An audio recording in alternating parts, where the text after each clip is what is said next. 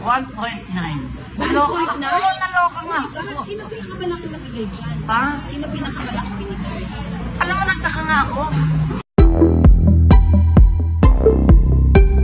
Kamakailan lang ay ipinagdiwang ng batikang manunulat, showbiz reporter, at talent manager na si Lolit Solis ang kanyang ika-77th birthday. Bukod sa bumuhos ng pagbati ay umaapaw rin ang regalong natanggap ni Manay Lolit mula sa kanyang mga alagang artista at kaibigan sa industriya, bukod pa sa malalapit niyang kaibigang negosyante.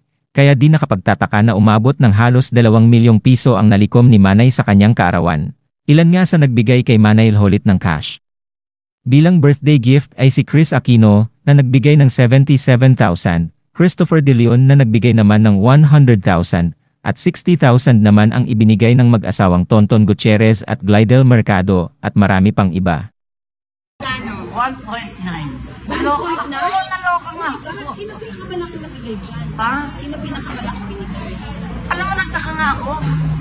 Si Boy, pala 100,000 din binigay no? Naloka si Boy. Kaya nga sabi ko, bongga mga alaga ko ah. Si Chris Aquino, magkano? 77,000 na. 77 years old. Oo, hanggang Chris Aquino. 77,000 na. Tonton Gutierrez.